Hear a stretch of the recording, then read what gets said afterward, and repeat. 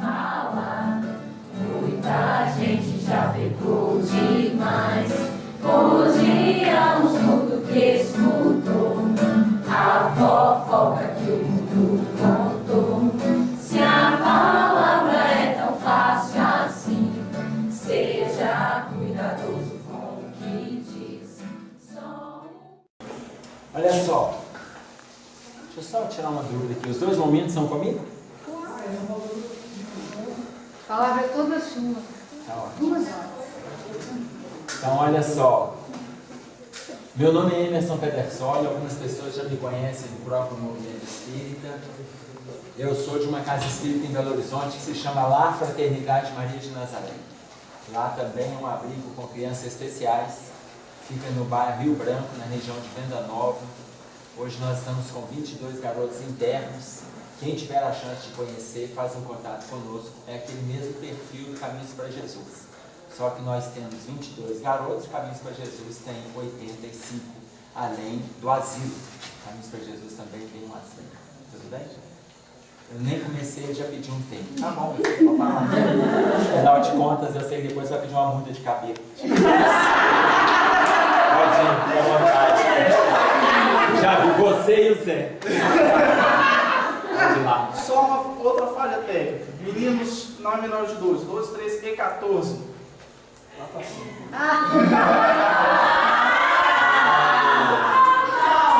Agora é só.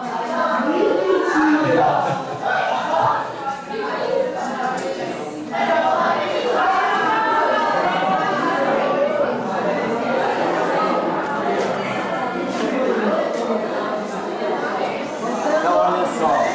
Atenção, meninos. Atenção, meninos. Atenção, meninos. Olha só. Atenção, primeira série. Veja bem. Vocês, na minha maneira de trabalhar, vocês fiquem à vontade para perguntar, para participar e tal, porque a tendência é nós fazermos com que o tema seja dinâmico. Mas para que aconteça esse dinamismo, vai depender também da participação de vocês. Combinamos? Não tem um objetivo de fazer aquela palestra onde a gente vai falando 1 hora direto, depois a turma fala também, justamente para nós fazermos uma troca, ok?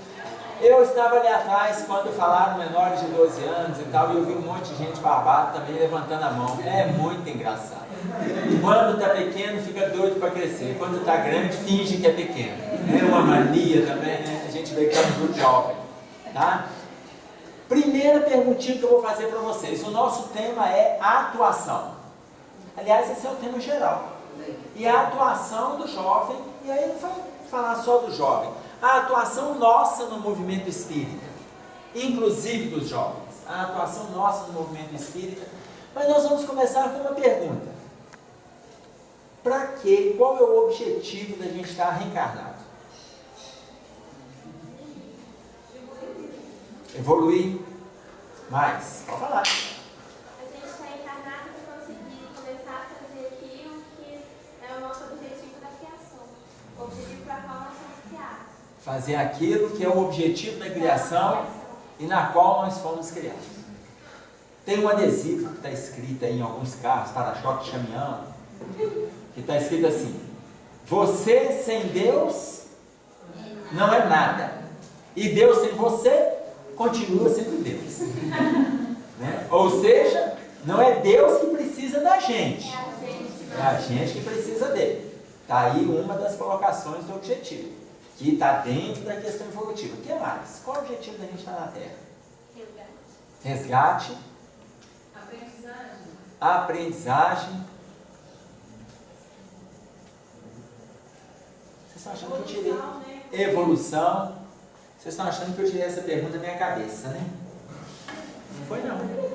Essa pergunta é uma pergunta de O Livro dos Espíritos, que é a pergunta de número 167 do Livro dos Espíritos.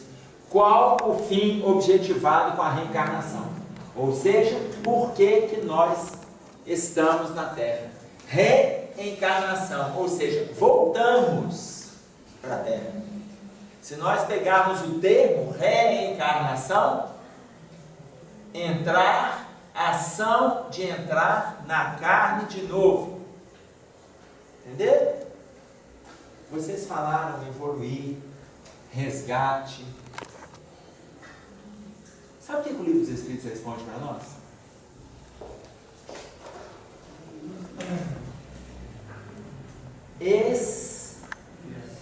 Expiação. Lá no Livro dos Espíritos está escrito expiação ou está escrito expiação? Está com X? Vocês têm certeza? Sim. Qual é a diferença? O Livro dos Espíritos é uma expiação, mas existem duas expiações. É que o espiar com S é do espiar de espião. Você está de olho, né? É isso mesmo. O Livro dos Espíritos está expiação com X. Espiar com S é ficar espiando a vida do outro. Tá? E exatamente. E aí a pessoa ainda desencarna achando que estou bem na vida, porque espiei bastante. Ainda acha que o desencarno evoluindo ainda, de ter espiado bastante a vida do outro. Mas não é isso não. É expiação com X. E aí, para entender expiação com X, o que é o X na matemática? Incógnita.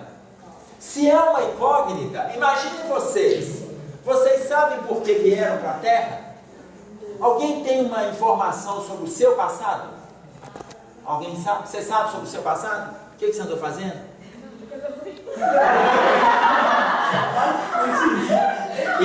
Essa é a resposta do senso comum. Eu quero saber aqui, alguém foi santo? Levanta a mão. Ela já está com a mão levantada ali. Alguém foi santo? Então falar assim, eu fiz muita coisa. Você sabe qual coisa ruim? Você sabe qual? Me conta não. O que você perguntar? Não, é que você tinha feito uma outra pergunta antes de perguntar quem foi santo. Deixa eu perguntar se a gente tem informação da nossa vida. Do passado. Aí eu falar, conscientemente assim não, mas a gente traz muita coisa do nosso passado. Isso aí. Se a gente prestar atenção na nossa personalidade, a gente tem uma noção mais ou menos do que foi e do que tem que fazer. Isso.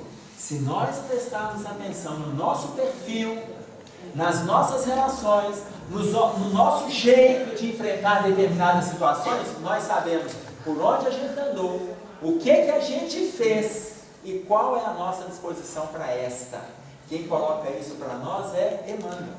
Quando vai falar sobre as questões da terapia regressiva, aí perguntaram para ele se em todos os casos a pessoa deve ser submetida à terapia regressiva. Ele coloca que não há necessidade.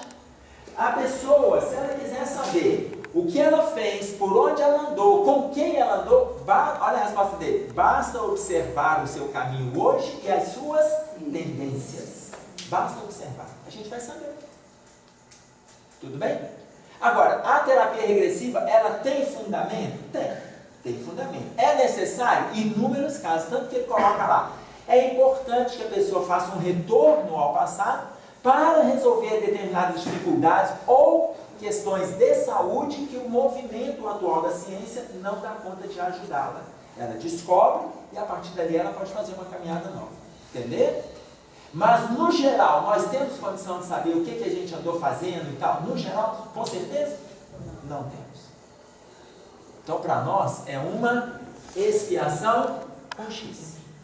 Expiação com X, então, significa sinônimo. Sofrer. Expiação com X é sofrimento. Não adianta a gente achar que vai passar pela Terra sem sofrimento. Isso não existe, gente. Ah, mas o autor tal fala, o poeta tal fala, o espírito tal fala. Tá ótimo, todo mundo pode falar. Mas o sofrimento está aí, tá. Tudo bem? Se o sofrimento não estivesse na Terra, a doutrina espírita não seria uma doutrina consoladora. Ela é chamada de doutrina consoladora. A gente até não se consola. Tudo bem?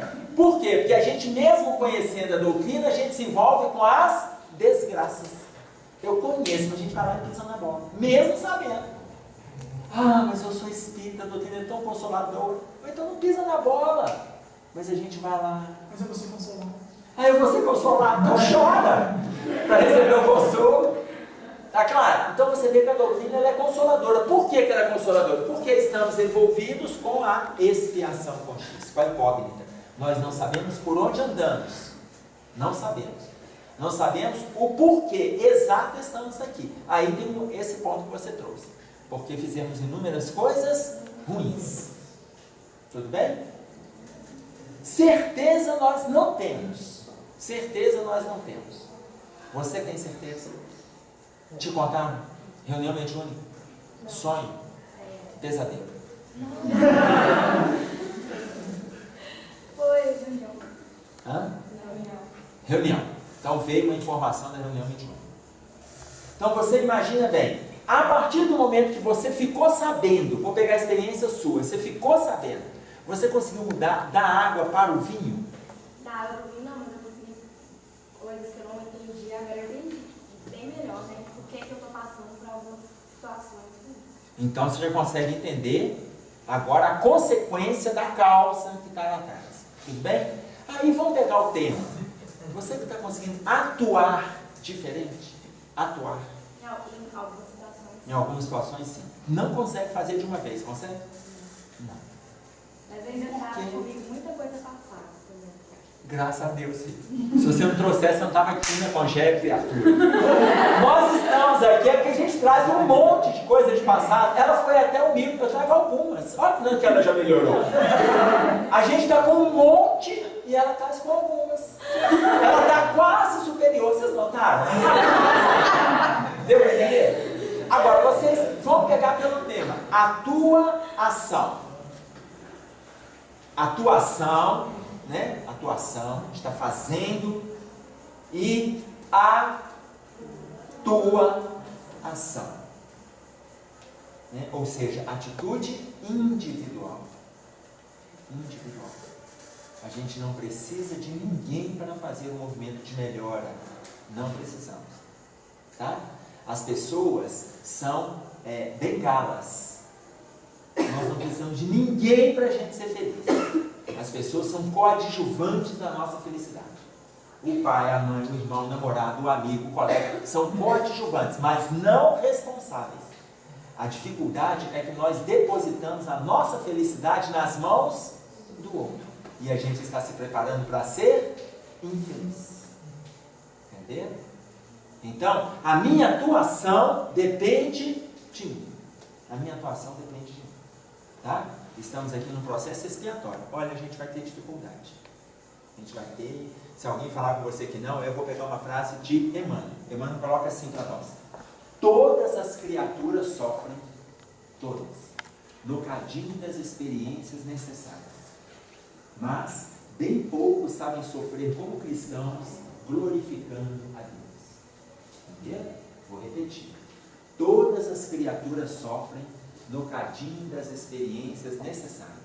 Mas, bem poucos sabem padecer como cristãos, glorificando a Deus.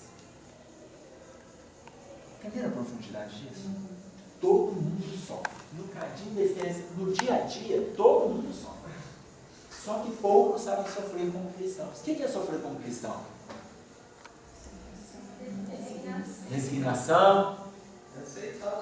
Aceitação. Não reclamação. Agora olha só, aceitação, gente, não é acomodação. Entendam isso, hein? Porque senão a pessoa pensa que aceitar significa acomodar-se. E não é isso. Tá? Tá claro? O que você ia perguntar? Você levantou? Você levantou? Tudo bem. Tudo bem. Então, todo mundo sofre? Todo mundo sofre. Tá? Até aí tudo bem? Um exemplo. Nós temos um amigo no movimento espírita. Não vou falar o nome dele, se alguma pessoa lembrar, tudo bem. Se não lembrar, vou contar o fato. Ele estava num grupo de amigos, num final de semana, num domingo, e foi dar um mergulho na piscina e tal. A hora que o pessoal foi se trocar, ele foi dar um mergulho. Quando ele bateu no fundo da piscina, ele não conseguiu subir até a borda. E aí ele abriu o olho e ele viu sangue em torno dele e ele ainda voltado para baixo. Como ele estava com o pulmão inflado de ar, ele veio até a superfície. Porém, ainda olhando para baixo, ele não deu conta de fazer esse movimento. Tá? E aí, no momento que ele virou para baixo, ele estava para baixo, ele pensou, se ninguém me observar aqui, eu vou morrer afogado. Porque nem fazer esse movimento de levantar a cabeça, ele não dava conta. Tudo bem? E aí a irmã dele, na porta do vestiário, viu sangue em torno dele e gritou. Quando ela gritou, os amigos vieram, pularam dentro d'água e o viraram. Quando viraram-no, ele estava...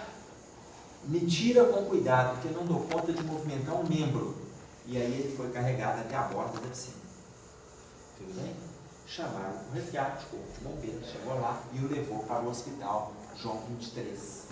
Ele ficou internado lá aproximadamente 100 a 110 dias.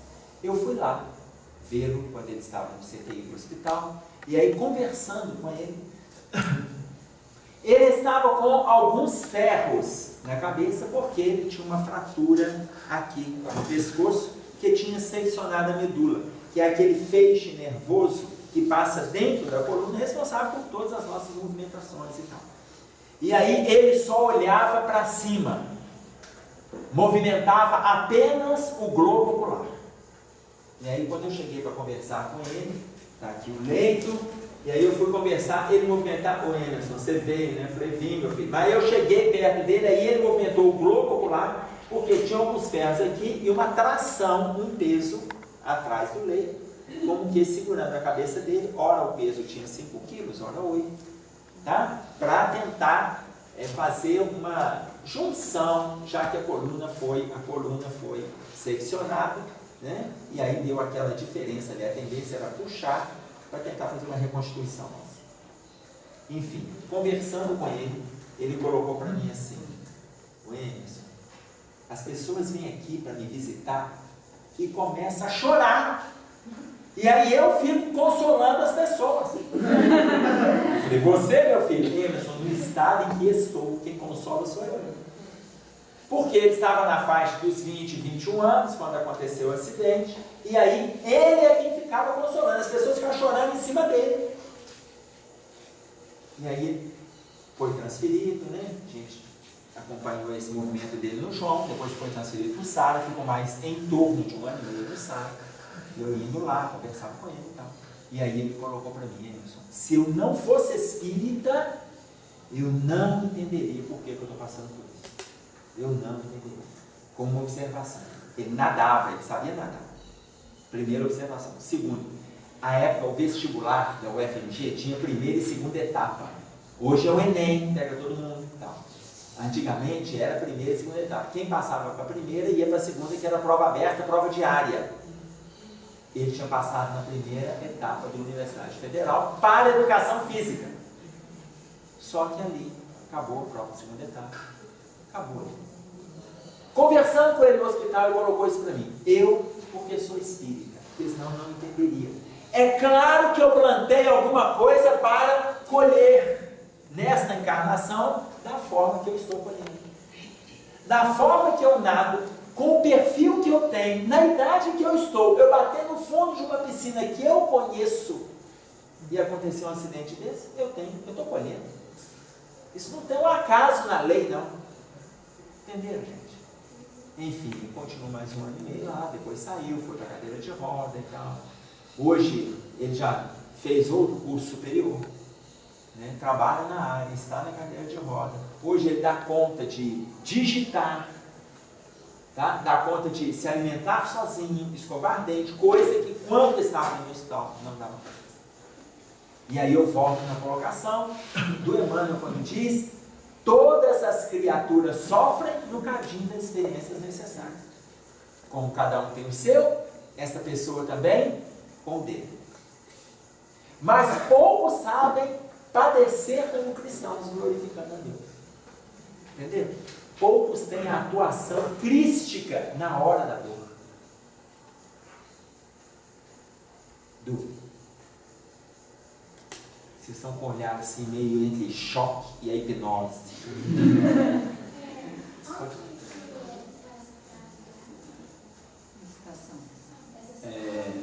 Eu não sei se está no livro Palavras de Vida Eterna. Não sei se está no livro Palavras de Vida Eterna, uma das mensagens dele, tá? Mas se a gente colocar lá no Google, é capaz dela aparecer. Entendeu? Me lembra muito um poema que chama Minha Paz e Além, de Parnaso. Fala exatamente isso. Da dor e da resignação diante dela?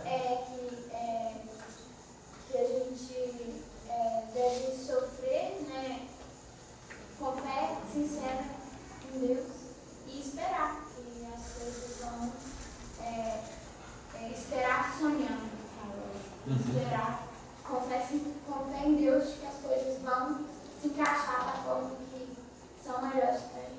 Sim. Outro exemplo também que me memória agora é de Joana de Anjos, uma das encarnações delas, que a gente tem lá, Jesus estava queimado no meio de uma Inquisição. E o marido dela foi morto, ela ficou cuidando do filho, mas ela não deixou de seguir Jesus nem depois de ser crucificado. E chegou, ela foi também capturada para ser queimada, ela e seu filho. E quando ela conta, quando estava lá, o filho dela fala assim: minha mãe é amiga de Jesus, olha só o que está me ensinando, né? Aí ela fala para o próprio filho, que estava na pluralidade ainda: cala-te, meu filho, Jesus era puro e desenhou na cruz. Né? Aí ela olha para o alto, buscando força, e as labaredas se remoelam. Então, deixa eu pegar um trechinho desse exemplo que você está dando aí, porque isso está no livro é do Humberto de Campos, e a mensagem chama-se Joana de Cusa, e o livro é Boa Nova.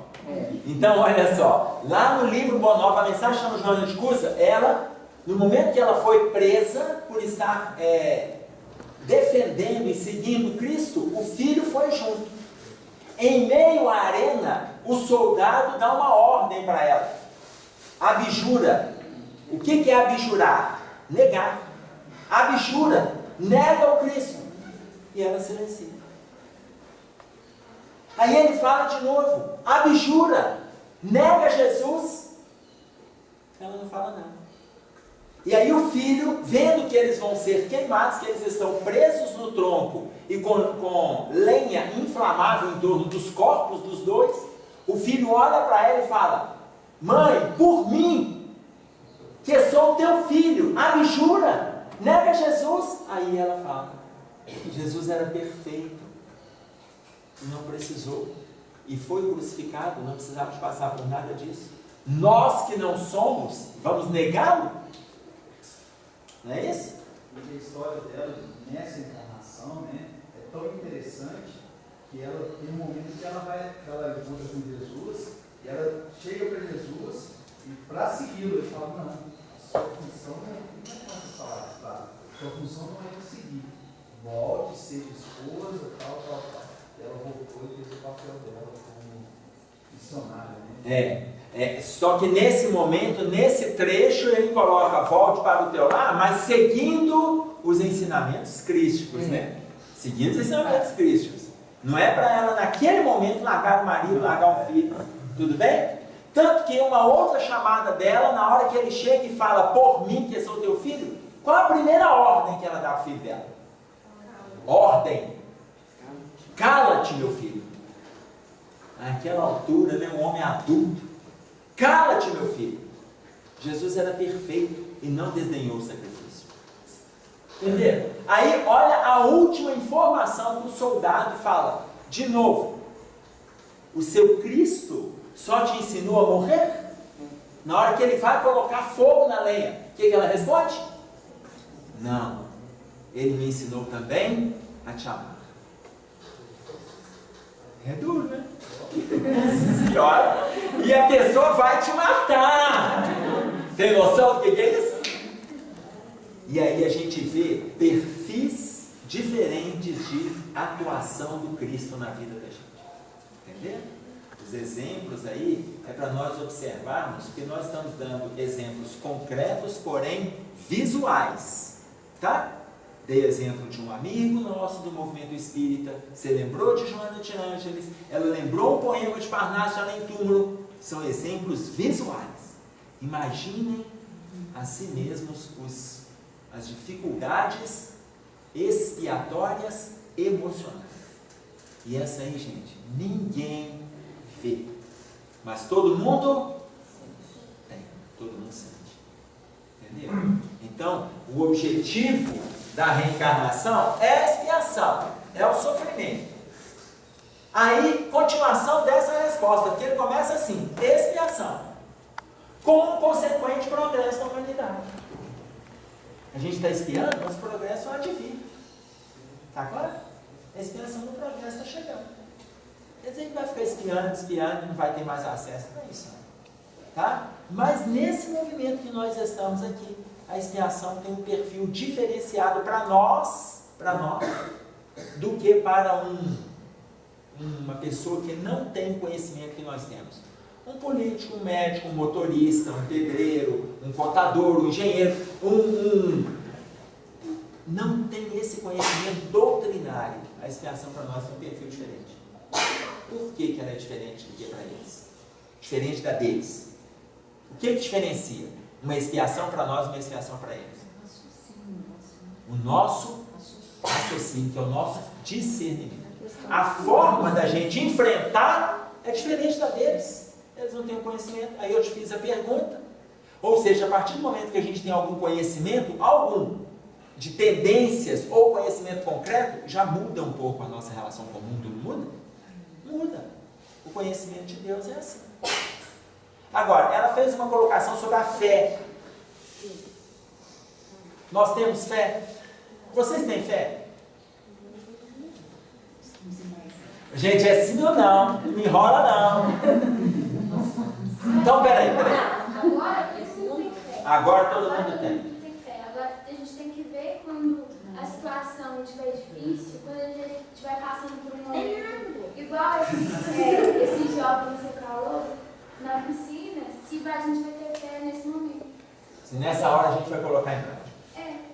Porque aqui, quando está todo mundo no encontro, é muito fácil falar assim, eu tenho fé. Mas Pega pra capar. É um encontro com a Aqui. gente mesmo, né? Hã? Na hora do encontro com a gente mesmo, nessas experiências. Sim. Aqui, entre nós, todo mundo aqui tem mais de 1 ano de doutrina espírita? Tem alguém que tem menos? Não, todo mundo tem de 1 ano para mais. Você tem menos? O que é menos? 9 meses. Já nasceu. Já está ótimo, já tem, olha, já tem 9 meses, já deu para gerar bastante doutrina espírita interna. Então, veja bem, quem aqui já se desesperou por qualquer motivo, não importa o motivo, já se desesperou, levanta a mão para mim. Qualquer motivo, não importa. Já ficou desesperado por algum? Peguei todo mundo? Tá ótimo. Mas a pergunta anterior foi se a gente tem fé. Se a gente tem fé, precisava se desesperar? Viu? Ah, precisava, né? É por isso que você tem que pintar de palhaço, eu vou te acertar. Desesperado e com fé. Eu sei que vai passar, mas nessa hora eu estou desesperado. Ó, Deus, eu creio, mas olha para mim. É por aí. Agora vamos pegar um exemplo lá do Evangelho. Estava Jesus dormindo no barco, os discípulos também lá e tal. Começa, o tempo fecha, as nuvens escurecem, raio, relâmpago, as ondas começam a ficar excitadas, e ainda, diz, gente, acorda, o mestre, acorda. O que Jesus? Não, antes dele falar, primeiro ele fala. Ele dá aquela mexida, aí ele chega e olha. A hora que ele olha para isso, o que é, gente? O que é? Aí depois ele ainda fala assim, Nossa Senhora! Aí eles falam do temporal, o que ele responde? Homens? Ou seja, se Jesus está no barco, desesperado? Ele está no barco. Não precisava, concorda? Não precisava.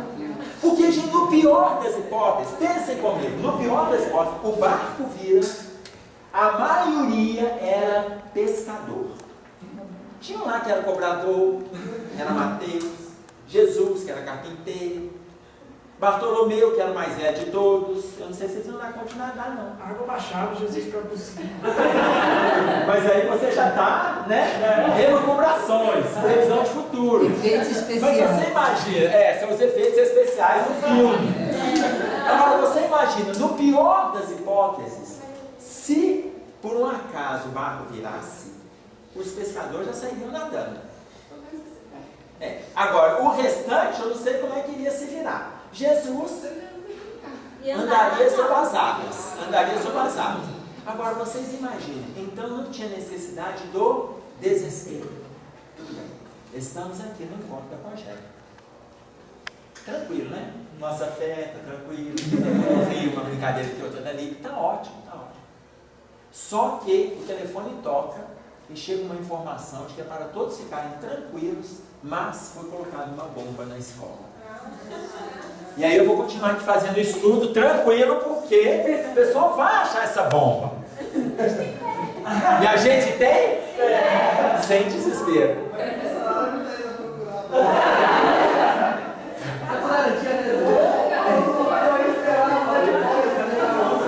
Vocês veem como que nós podemos trazer para exemplos simples? Pode falar. Mas não tem essa fé como está aqui dentro, não tem essa fé toda que a mulher está falando, não. Porque teve uma época, um ano, que depois que todo mundo deitou, todo mundo estava começou a chover. E aí um dos quartos alagou. Eles são.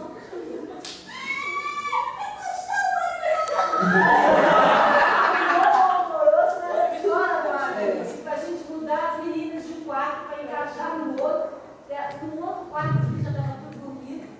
Foi um pé para cá. Mas essa é a situação difícil, vai.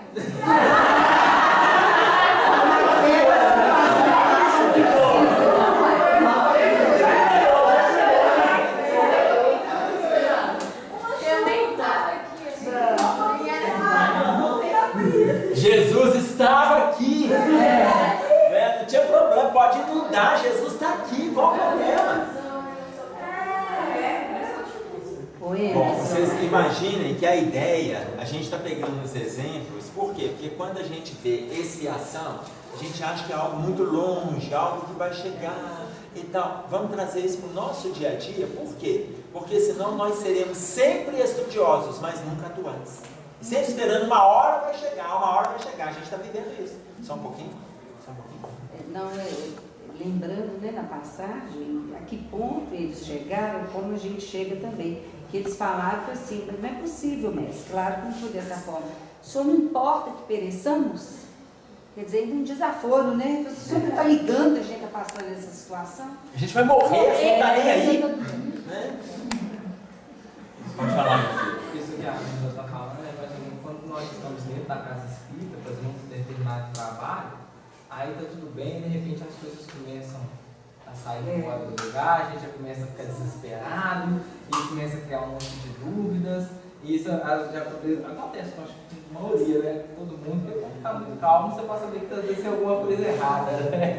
Aí se a gente começa a ficar desesperado, e a gente não para pensar que Jesus está presente, né? Que eles estão fazendo um trabalho para ele, e que se nós estamos passando por essas dificuldades lá dentro, é porque temos que passar por essas dificuldades. Sim. A gente arruma um desespero, uma confusão, uma brigaiada danada, por causa Eu só vou corrigir uma palavrinha que não estamos fazendo o trabalho para ele, mas estamos fazendo o trabalho com ele. Só um pouquinho. Isso também pode acomodar, né? Se a gente ficar, não tenho fé, Jesus está aqui, Jesus vai me salvar, não vou precisar ir lá comer, não, Jesus vai me ajudar. Vai suprir. Não vou precisar sair daqui, não, que preencher de água, Jesus vai me salvar. Vou passar na linha, Jesus vai me Não estuda não, não estuda não. O que você ia falar?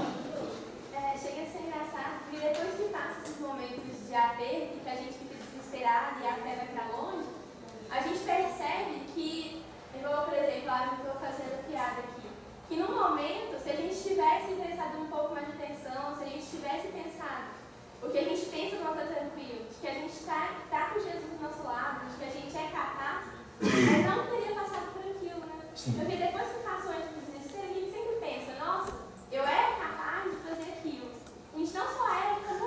A gente tem que começar a prestar um pouco de atenção nas nossas capacidades, nas nossas potências, porque todo momento de desespero, como você estava falando, a gente tem todos os meios.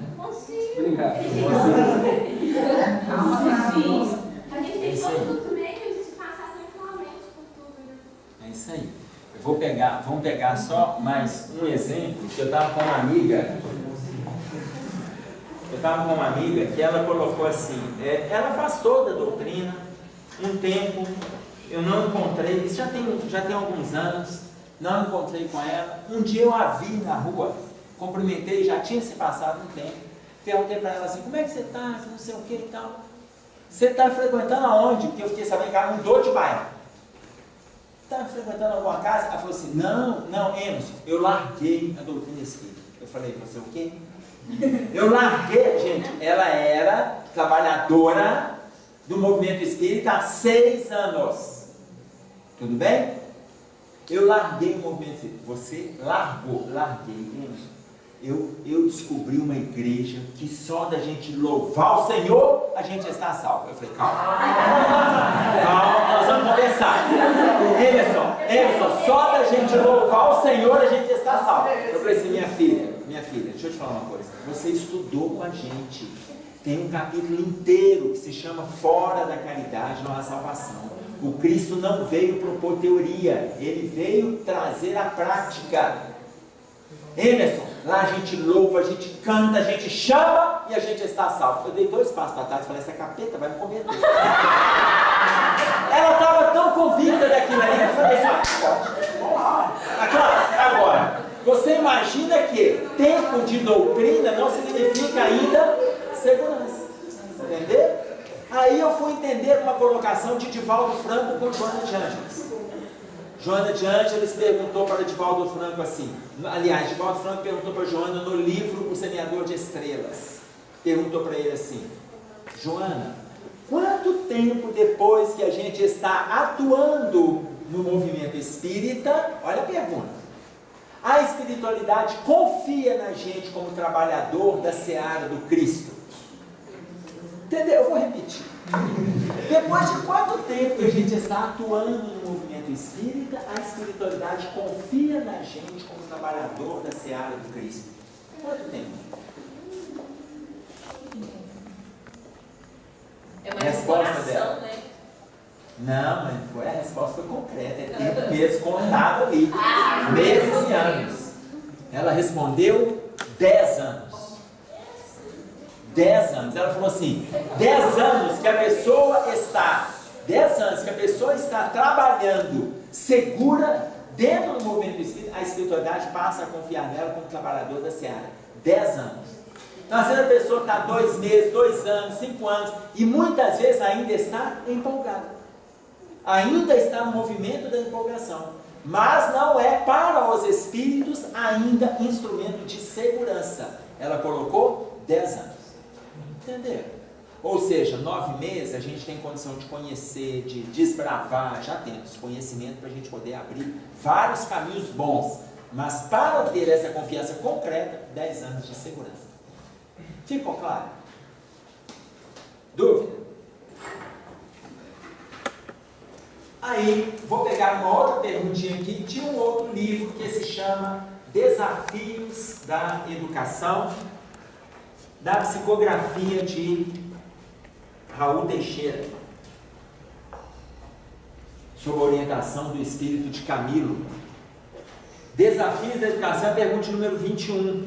O livro Desafios da Educação é um livro só de perguntas e respostas. São 85 perguntas e respostas. Vocês vão entender, por exemplo, algumas perguntas.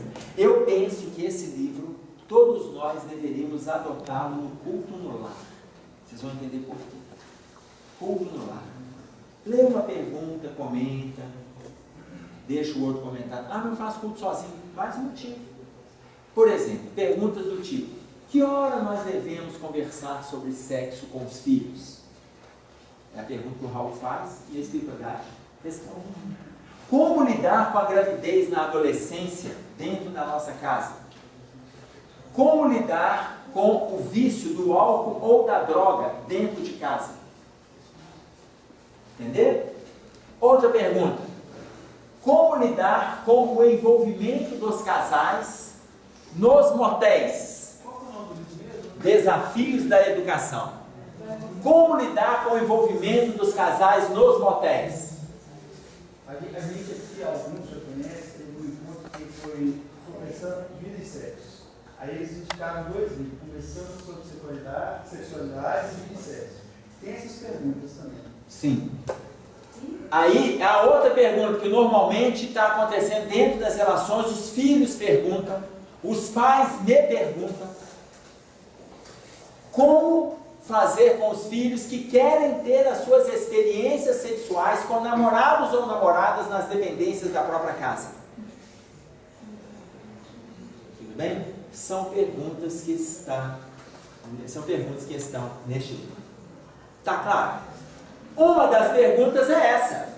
Eu estou dando só as perguntas. Vocês acharam que eu ia ficar discutindo a resposta, né? Não, aqui. A pergunta que a gente vai discutir é essa. Há espíritos que por imaturidade não conseguem absorver os ensinamentos da doutrina espírita? Há espíritos que por imaturidade não conseguem absorver os ensinamentos da doutrina?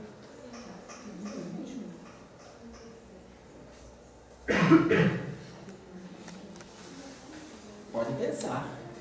Uns disseram que sim, outros com certeza. Por imaturidade, não consegue absorver os ensinamentos da doutrina. Tem espíritos?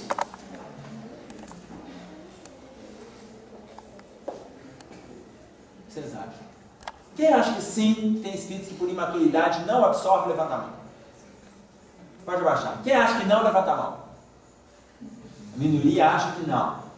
E a maioria aqui também não acha nada, né? É mineiro. Agora você der a resposta, vai falar assim, era isso que eu estava pensando. Porque o mineiro adora, mimuro, adora ficar em cima do muro. Que olha só, a resposta que ele coloca, há espíritos que por imaturidade não conseguem absorver os ensinamentos da doutrina, ele coloca, mais do que imaturidade ou dificuldade de absorção, existe desinteresse. Não há dificuldade de absorção. Não há. Você vê que a minoria que respondeu não é que está certa. Bem que Nelson Rodrigues fala, cuidado com a maioria, que a maioria é burra. Nelson Rodrigues. Você imagina bem. Então o que ele traz para nós? Ele traz para nós que existe muito mais desinteresse do que imaturidade. Gente, parem para pensar. Parem para pensar. Os ensinamentos são simples. Vocês veem que a gente começou, pega um exemplo aqui, pega outro exemplo. Aos poucos a gente vai absorvendo o conteúdo. Então o ensinamento está aí. Agora, mas a pessoa quer aprofundar, que ela quer conhecer a Constituição. Bom, aí vai ter que pegar um livro mais complexo. Está lá. Uma pessoa me perguntou isso. Sobre se eu já li o livro Evolução em 2 Mundos todo. Eu respondi que não.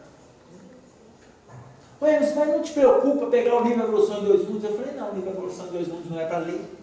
Ele não é um livro para ser lido. Ele é um livro para ser estudado. Você tem que sentar, colocar do lado do livro o Elucidário, que é um dicionário só do Evolução em 2 Mundos. Os termos que tem no livro Evolução em 2 Mundos não tem na língua portuguesa, não tem no nosso dicionário. Aurélio não tem esse significado. São termos trazidos da espiritualidade. Então não adianta a gente procurar, o dicionário ele é por capítulo. Você está lendo o capítulo 1, tem um dicionário, tem lá capítulo 1. Você passou por 2, no dicionário tem capítulo 2. Os termos da dúvida do capítulo 1, do capítulo 2, do 3. Aí me perguntaram, mas não te incomoda não ter lido Evolução em 2 Mundos? Eu falei, meu filho, se eu desencarnar com o livro Sinal Verde, todo mundo conhece Sinal Verde? Não conhece. Se eu desencarnar com o livro Sinal Verde, do André Luiz, colocado em prática, eu já estou quase anjo. Mesmo sem conhecer a Evolução em 2 Mundos. Por quê? Porque o Sinal Verde, ele é tão simples, a gente não está dando conta. Eu vou conhecer a constituição do vegetal. O que eu vou fazer com a constituição do vegetal se eu não estou dando conta do meu relacionamento fraterno com meu pai, minha mãe e meus irmãos? Exemplo, André Luiz coloca assim. Olha a frase simples do André Luiz. Colabore no trabalho caseiro tanto quanto possível. Entendeu? Vou repetir. Colabore no trabalho caseiro tanto quanto possível. Eu tenho a impressão que essa frase foi dita para os adolescentes e para os maridos. Tenho a impressão ligeira. Por quê? Porque a maioria dos adolescentes e dos maridos não querem fazer nada.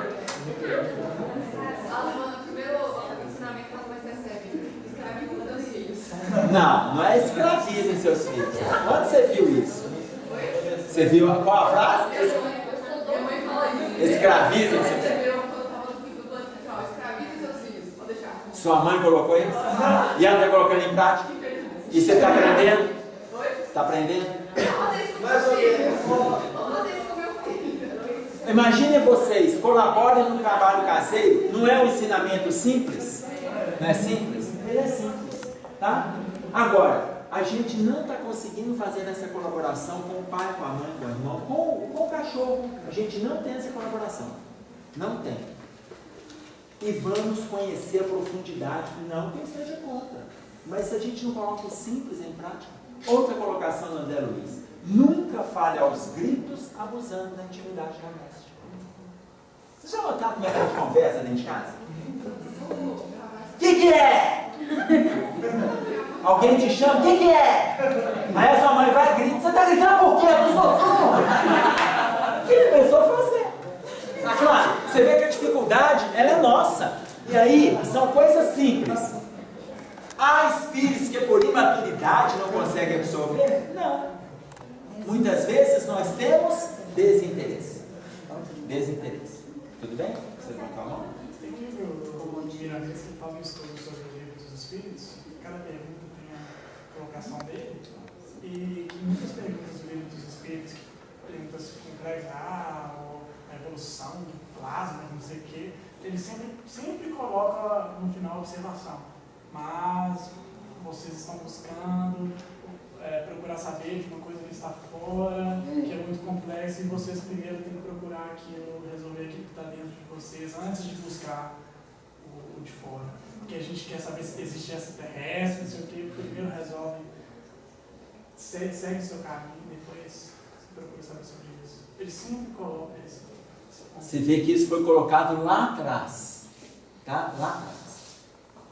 Então, vamos, já que você pegou a observação do Livro dos Espíritos, vamos continuar nesse entendimento do Livro dos Espíritos. Se a gente colocar em prática tudo que a gente conhece, tudo, a partir de agora, nós vamos colocar em prática tudo que a gente conhece, a gente não vai se irritar, não vai fazer fofoca, não vai pensar mal de ninguém, vai ajudar todo mundo, vai fazer prece para as pessoas, vai frequentar as instituições de caridade, asilo e favela. A partir de hoje, nós vamos viver de agora em diante mais 40 anos e nós vamos colocar em prática tudo isso. Vocês acham que a gente desencarna quase anjo? Gente, veja bem, nós vamos colocar em prática a partir de agora. Nós vamos encarnar quase anjo. Essa é a pergunta de número 192 do Livro dos Espíritos. Se nós colocarmos em prática tudo isso, aí angelizamos-nos e não precisamos mais de voltar para a Terra? Resposta do Livro dos Espíritos: a natureza não dá saltos. Quando nós colocarmos em prática todos esses valores que a gente conhece, todos, existem valores que são por nós desconhecidos e só aparecerão quando os de hoje estiverem sendo colocados em prática. Entender? Então vou pegar um exemplo concreto. Alguém já ouviu falar do curso de datilografia? Já ouviram falar? Ok. Em 1887, há mais ou menos 140 anos atrás, 130 anos atrás, inventaram uma máquina bacana que se chamava máquina de escrever. Lembra? Não vou perguntar a sua idade. Inventaram a máquina de escrever, era uma beleza.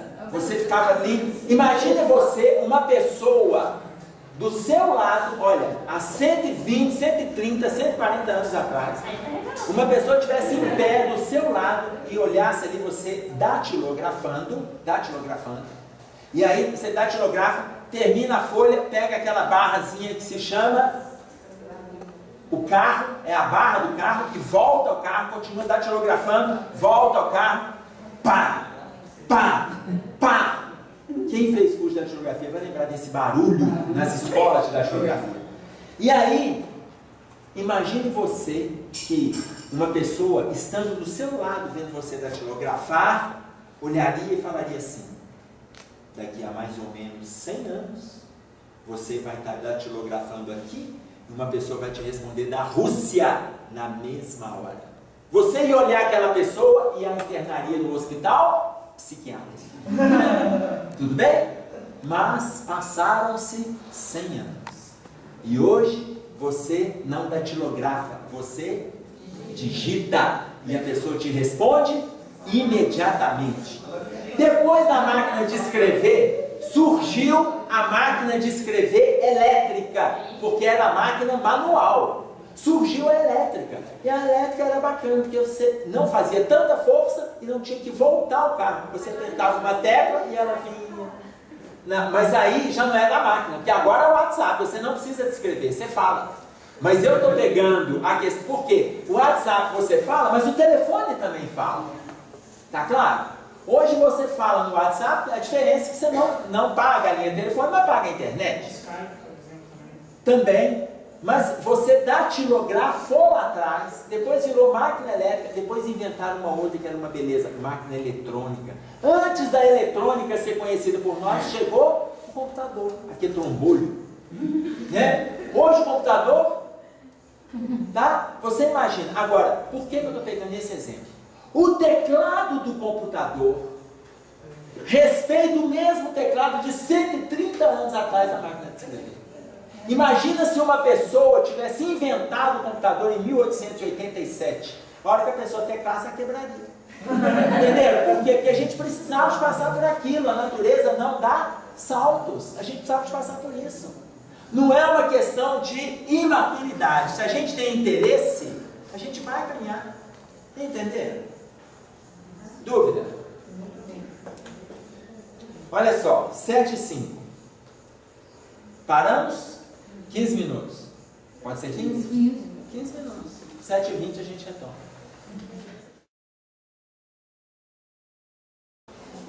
Olha só, voltando então ao nosso tema, olha uma colocação que o André Luiz traz para a gente em relação às nossas disposições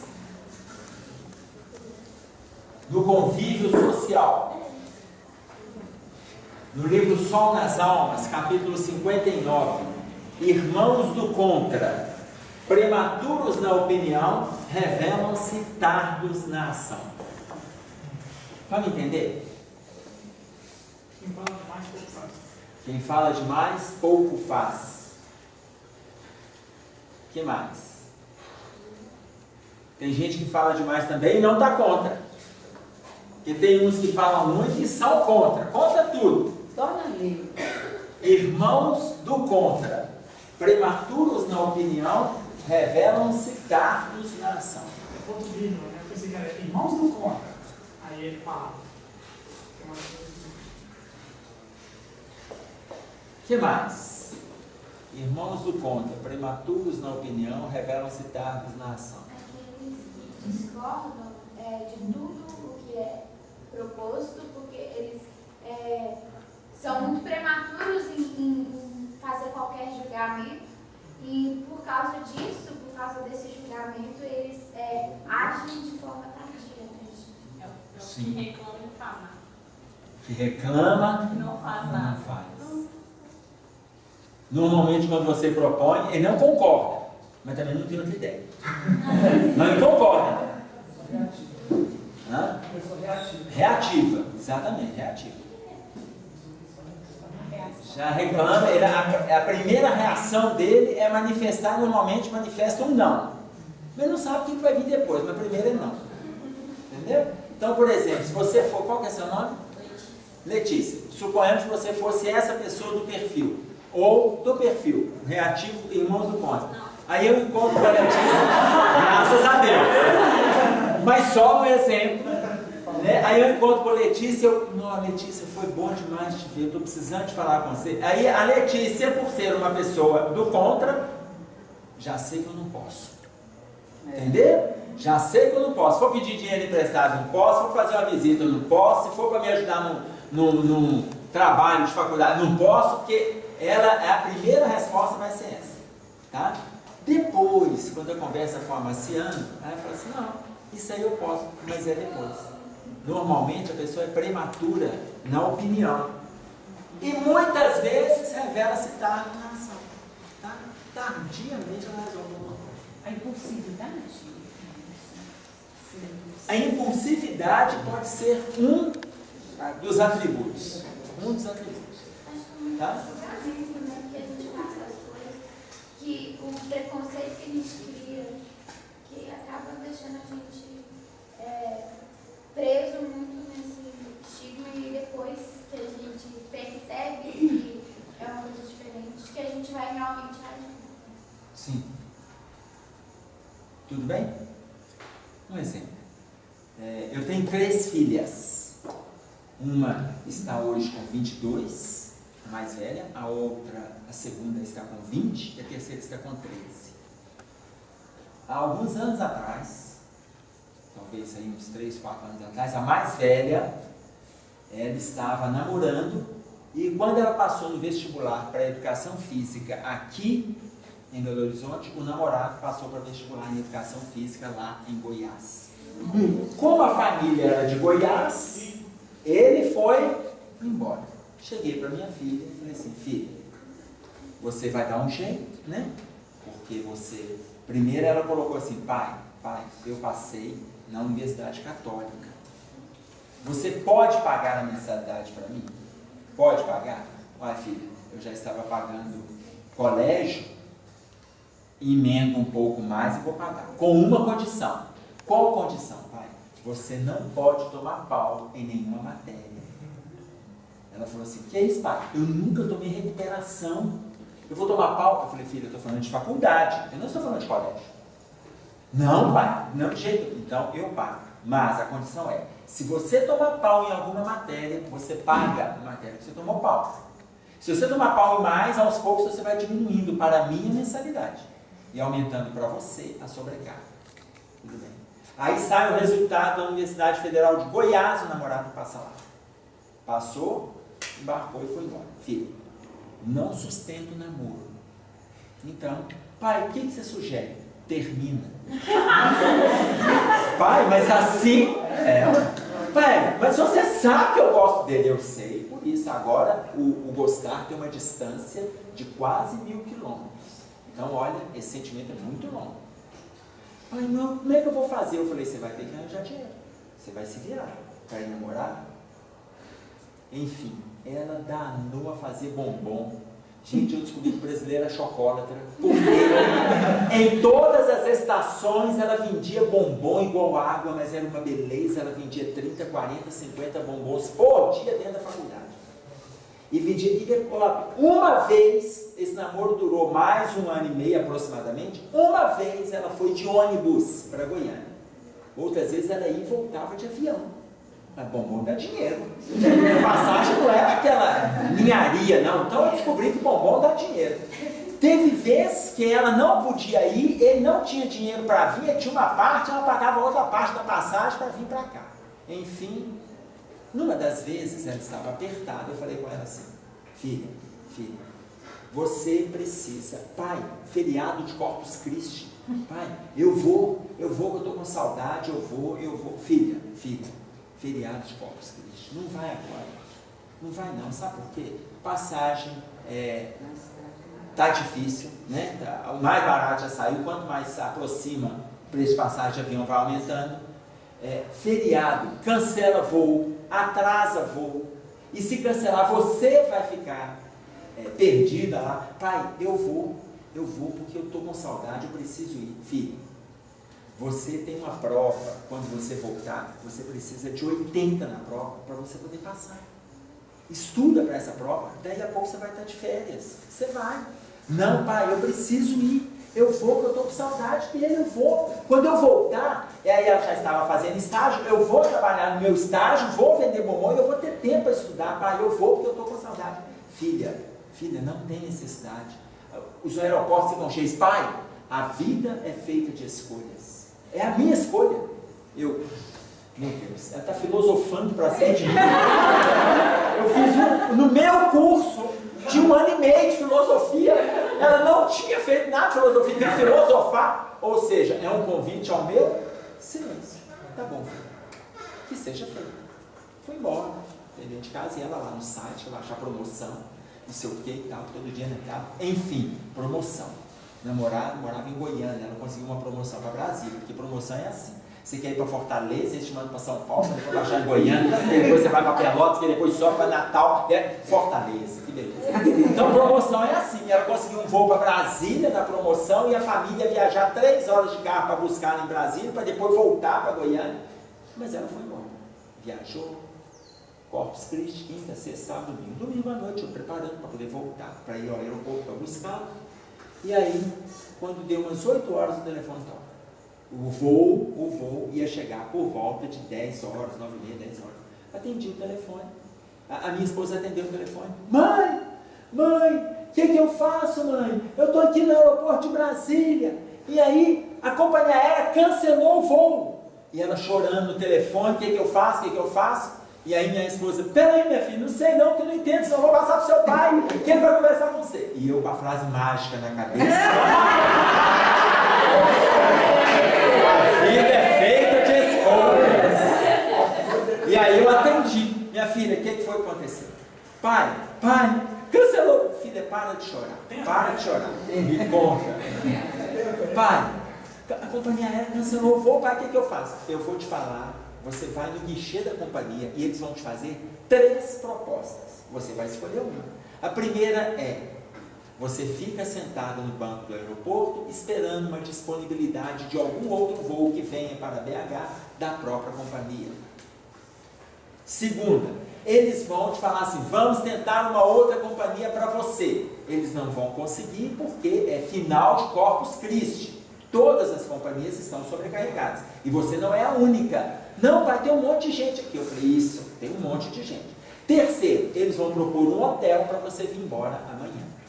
Ah, mas eu não posso, eu pego serviço 7 horas. Eu falei, filha, isso não é uma questão minha, é sua com o guichê.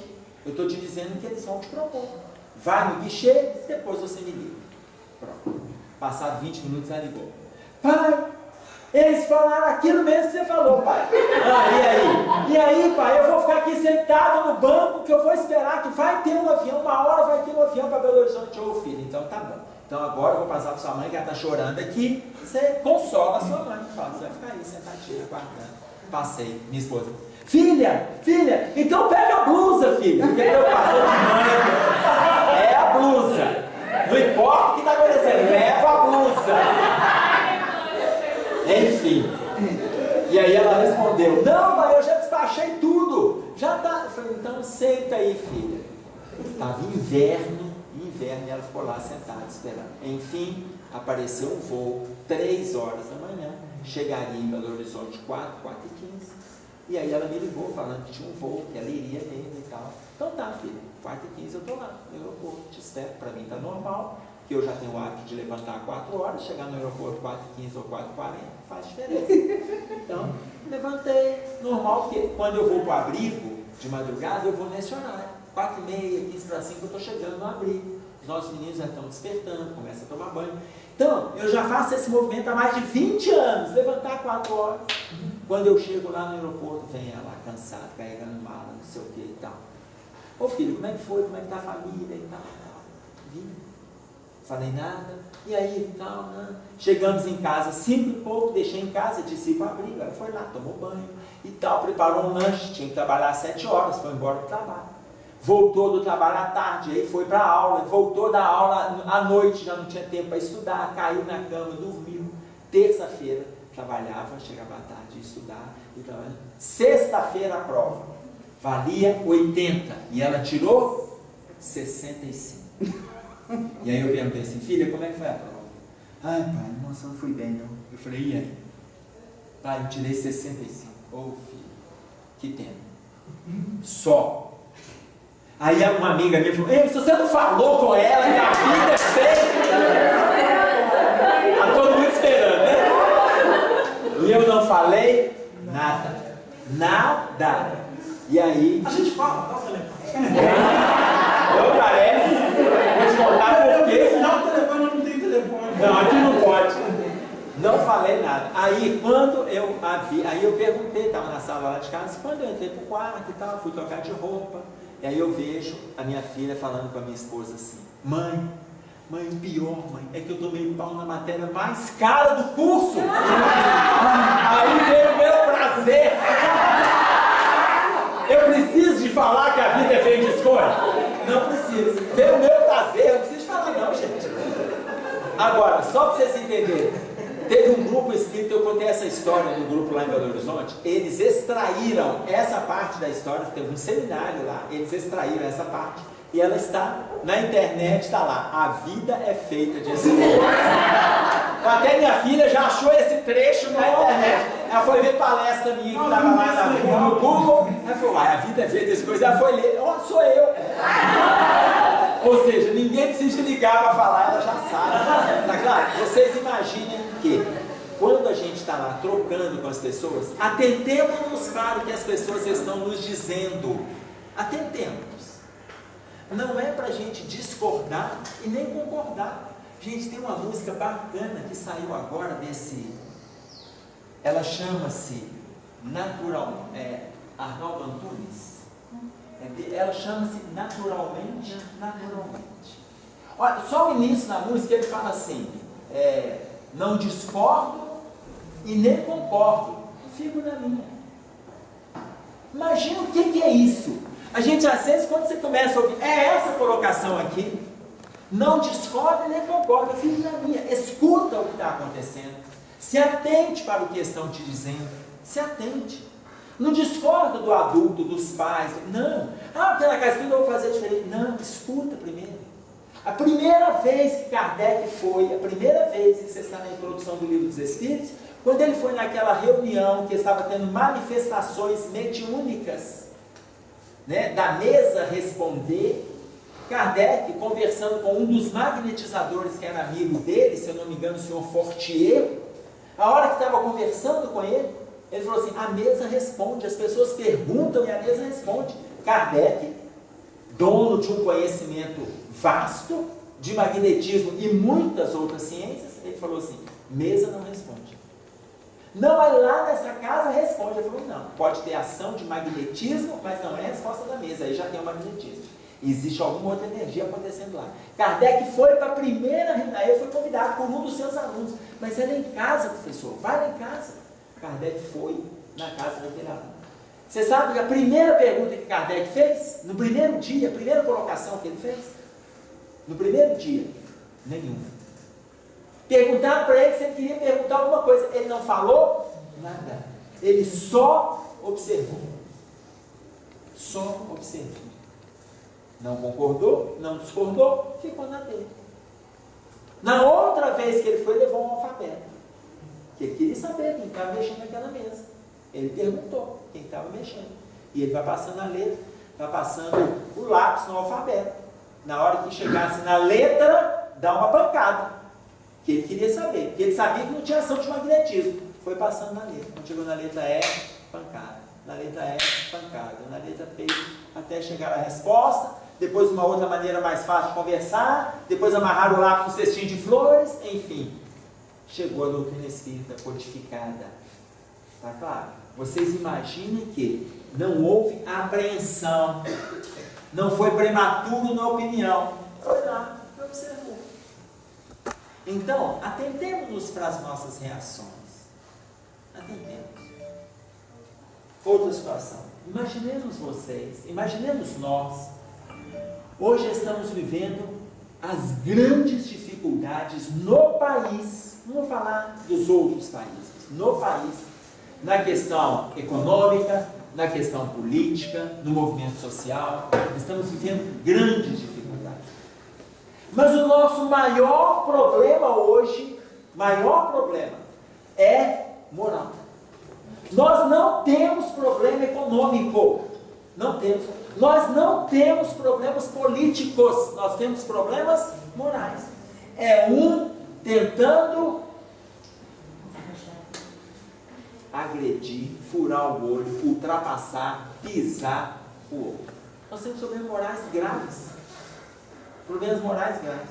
Agora, aí algumas pessoas colocaram para mim, como é que pode pensar que o Brasil é o coração do mundo e pátria do Evangelho? E aí começam as opiniões do contra. Atentemos para não fazer isso. Por quê? Enquanto espíritas, imaginem vocês, o Brasil é o coração do mundo e pátria do Evangelho. Basta a gente ver a estrutura do país, o desenho geográfico, que ele tem desenho do coração. Imaginem um coração, aqui nós vamos ver o Nordeste, o Sudeste, o Sul, o Centro-Oeste e o Norte do país fechando o coração aqui. Então, quando a gente faz esse movimento, nós vamos ver. Então, ele é o coração do mundo, é o único país do mundo que tem na sua geografia, no seu desenho, o símbolo do coração. Mas por que ele é pátria do Evangelho? Por que pátria do Evangelho? Gente, o Evangelho, ele entra nesse país, com todas as facilidades em qualquer religião. De vez em quando tem uma discordância de uma religião aí, outra e tal, tem, mas olha, todas são bem-vindas. Nós temos no Brasil mais de 300 correntes de protestantismo. Eu estou falando só de protestantismo. Mais de 300 correntes diferentes. Está claro? O Evangelho, Testemunho de Jeová, Assembleia de Deus, tudo faz parte da corrente protestante. É a parte do Evangelho. Agora, por que ele é a parte do Evangelho? Imagine então o país, no estado que ele está hoje. Este é um dos países mais doentes do mundo. Todo tipo de atrocidade e corrupção tem no Brasil.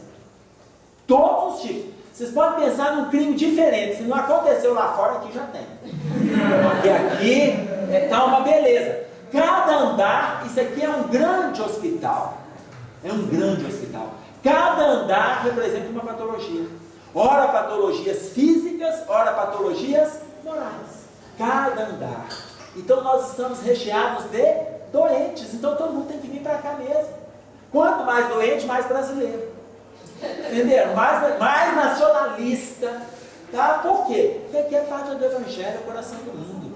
Tá? Para receber todo mundo.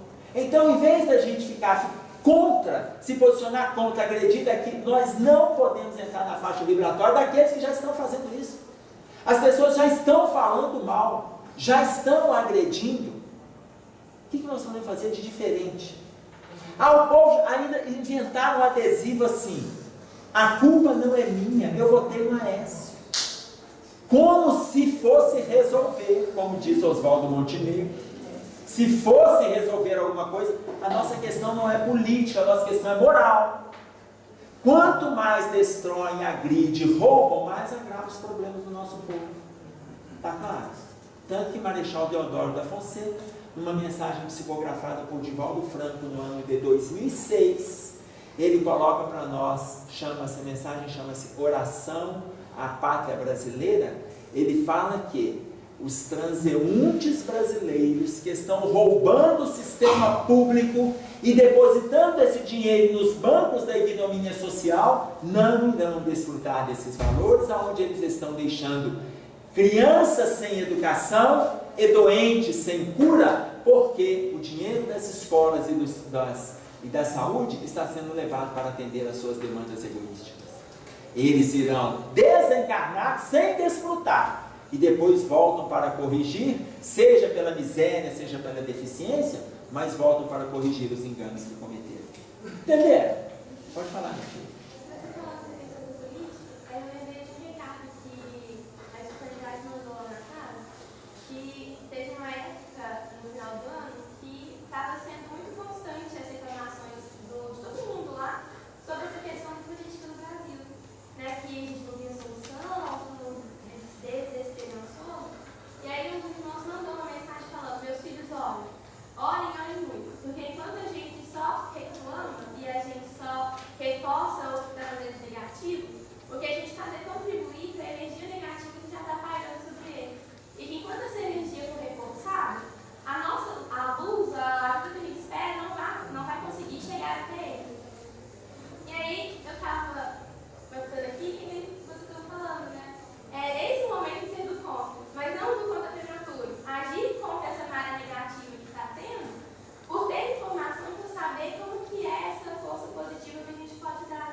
Mas chegou o momento da gente orar. E não só orar, começar a colocar nosso braço no carro. Sim. E aí, quando coloca lá, tardos na ação, o nosso momento hoje é de nos colocarmos em ação. Esse é o nosso momento hoje. Mas que tipo de agir, que tipo de ação, o que a gente pode fazer?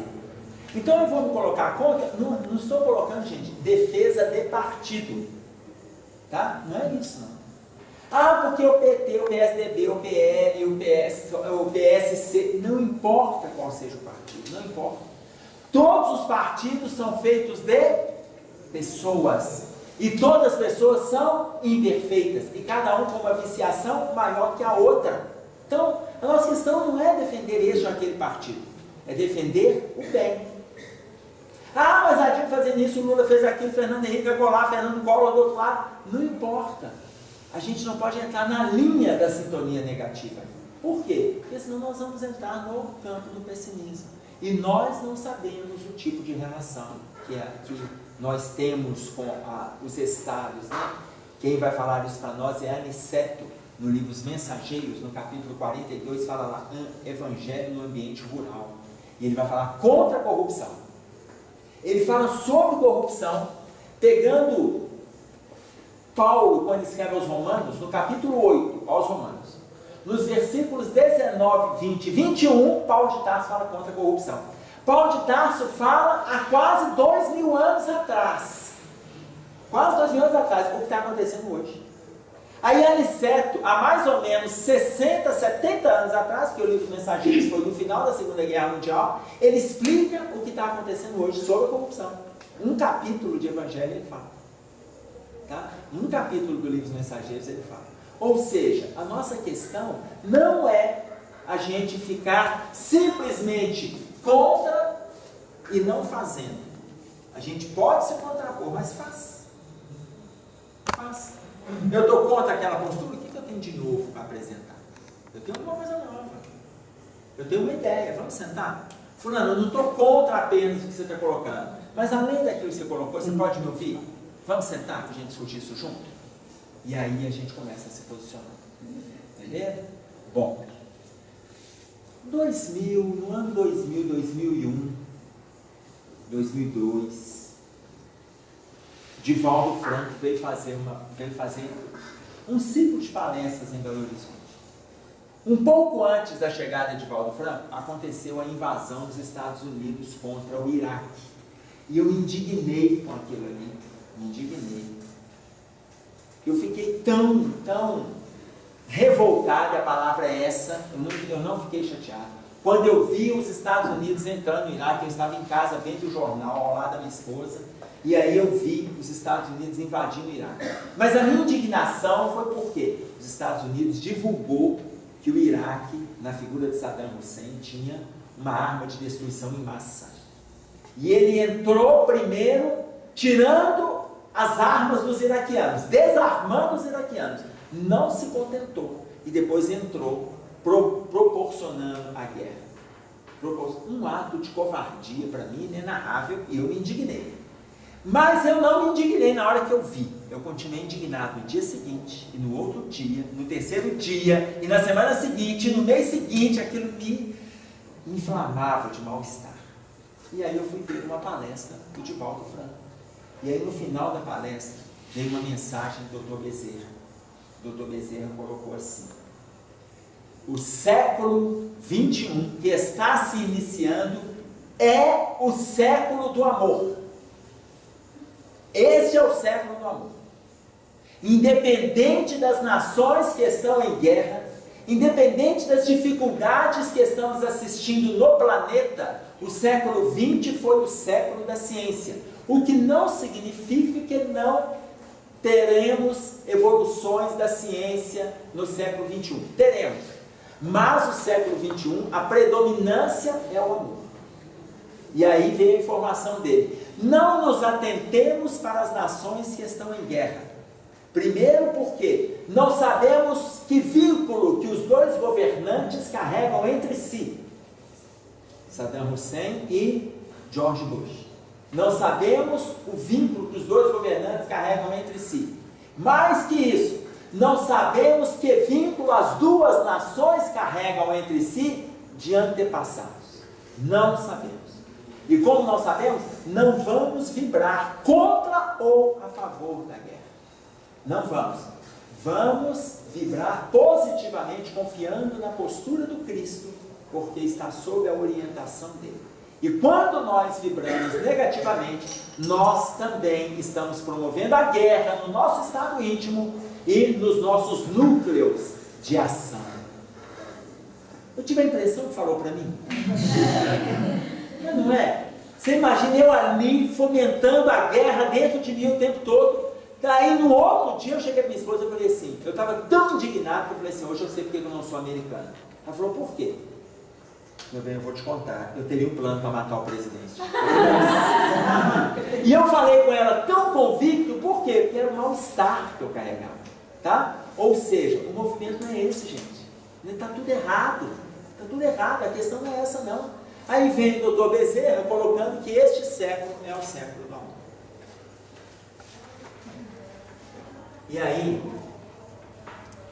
nós vamos pegar aqui uma orientação de Paulo, quando ele escreve aos Efésios, e ele diz assim: irai-vos, e não pequeis, não se ponha o sol sobre a vossa ira. Irai-vos e não pequeis, e não se ponha o sol sobre a vossa ira. O que é irai-vos? Está em Efésios, capítulo 4, versículo 26. Irai-vos e não pequeis, e não se ponha o sol sobre a vossa ira. O que é irar? Ficar com raiva. Olha a proposta de Paulo. Irai-vos. O que ele está dizendo? Fique com raiva. Mas não peques. A ira é um pecado? Para a igreja, ela é considerada um dos 7 pecados capitais. Tá? A ira, a sensualidade, a gula, a preguiça, é um dos 7 pecados capitais. Mas para Paulo, a questão não é você irar, não. Você pode até ficar com raiva. Mas olha o que ele coloca. Você teve raiva? Teve. Não agrava, não. Não peca. Olha só. Não agrava. Tudo bem? Está com raiva? Tô. Mas não agrava, não. Tá? Sentimento não é o problema, né? O problema é a gente pegar o sentimento e colocar ele em ação. Exatamente. A forma que a gente vai colocar. Você está com raiva de alguém? Pediu perdão para ela cantar? Não, é porque na recepção, a Adriana, irmã dela, falou uma frase que falou que era pra gente ficar com raiva, mas que não era pra ser cruel. Assim, eu achei interessante. A coincidência, né? Agora, ela falou uma raiva, ela falou, foi para você?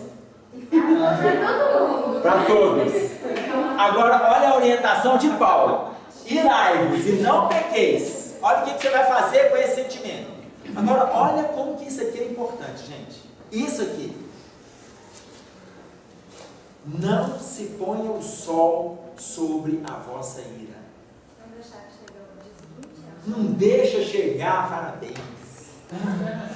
Não deixa chegar o dia seguinte você adormecendo com aquela raiva. Não deixa. Resolva aquilo hoje. Se está com raiva de alguém, então não se põe o sol, não deixa o sol esconder. No dia seguinte você acorda, ai, senhora, mas ontem fulano ainda me paga. E você vai com aquilo ali, não se põe o sol sobre a vossa ira. Por quê? Porque aí a gente já pega o sentimento, tá? E começa a criar uma relação de mal-estar com ele. Pode falar. No final, lá também falou uma vez em uma das reuniões, uma coisa bem parecida. Ele falou sobre um questionamento que a gente levantou, de que todo sentimento ele tem que ser sentido. Todos. Não só os positivos, mas os negativos também. Porque a gente considera negativo. A tristeza, a raiva, a angústia, a inveja, todo sentimento ele existe para ser sentido. O mal do ser humano é pegar ele e ficar perdurando. É fazer um sentimento que deveria durar um dia que seja, ou 30 minutos, e transformar ele em um sentimento de uma vida inteira. Sim. Que é aí que surgem os males, as doenças, as revoltas e todo o resto. Sim. Os Seculares. Seculares. Seculares. Tá? Tem sentimentos que a gente vai atravessando séculos com eles. Aí a gente nasce com aquela pessoa que nós estamos carregando um ódio 300 anos. Tá? O sentimento precisa ser sentido? Precisa, porque isso aí é uma questão de autoconhecimento. Eu preciso dele. Eu preciso saber que eu sinto. Eu sei que eu ainda tenho raiva. Eu sei que eu também tenho amor ao próximo. Eu sei que eu tenho maledicência. Mas eu sei que eu também tenho pensamento positivo. Eu preciso me conhecer nesse bolo. Mas eu preciso também ser seletivo. Vocês, a comissão de organização, está com uma frase atrás na camisa que é... Você nem sabe o que está escrito aí, né? Amar a Deus sobre todas as coisas e ao próximo como a ti mesmo. Você vê que, olha a colocação de Jesus. Colocação de Jesus. No capítulo 5 de Mateus, no versículo 17 está assim. Não vim destruir a lei, mas vim dar cumprimento. Qual é a lei, gente? A lei foi trazida por Moisés. Amar a Deus sobre todas as coisas e amar o próximo como a ti mesmo, quem falou isso pela primeira vez não foi Jesus. Tem pessoas falando assim, Jesus veio falar de amor ao próximo. Não veio. Não veio. Jesus não veio falar de amor ao próximo. Mas ele falou de amor ao próximo? Ele falou, porque ele veio explicar o que Moisés falou. Ele falou, eu vim cumprir a lei. A lei que ele trouxe foi Moisés. Jesus não veio falar pela primeira vez de amor ao próximo, não. Entre 1500 a 2000 anos antes de Jesus, Moisés falou, amarás o teu próximo como a ti mesmo. Tá? Ele falou, quando ele escreve em Gênesis, que é o que vocês tiraram aí, está na camisa, ele falou em Levítico, no capítulo 19 e no versículo 18, está lá, não atentarás contra a vida do teu próximo, mas amarás o teu próximo como a ti mesmo. Ele falou em Deuteronômio, no último capítulo de Deuteronômio, Moisés falando, amarás o teu próximo como a ti mesmo. Moisés repete, amar o próximo, amar o próximo. Aí Jesus veio o quê? Falar de amor ao próximo? Não. Ele veio amar o próximo. Ele veio amar o próximo. Aí as pessoas perguntavam e ele explicava. Fala, meu filho. Eu não sei se vai fugir um pouco, mas... Se fugir, eu te conto. Isso já é uma dúvida agora aqui. Que eu vi um vídeo do Chico Xavier que Pinga Fogo, que o pessoal pergunta sobre Moisés, se ele, que ele escreveu as leis de Deus. Aí Chico Xavier responde, devolvendo a pergunta do cara, falando se não era também Moisés o médium. E a pergunta seria essa, as leis de Deus, que seriam, quem passou a lei a Moisés? Quem passou a lei para Moisés? O próprio Deus. A gente aprendeu lá na Bíblia que foi o próprio Deus. Tudo bem? Claro que, se as informações chegaram para Moisés, que era médium, trabalhando com efeitos físicos, que era outra faculdade, o que os espíritos fizeram naquele momento?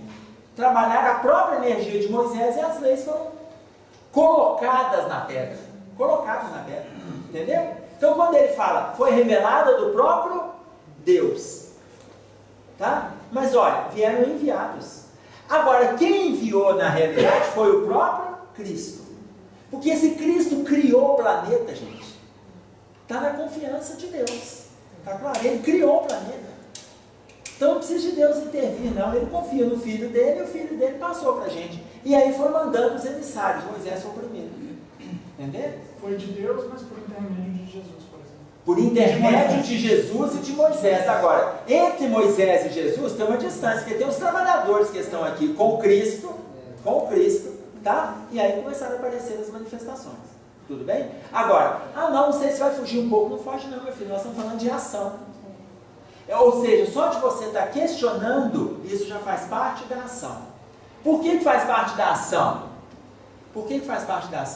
No capítulo 4 de João, no versículo 1, está escrito assim: provai se os espíritos são de Deus.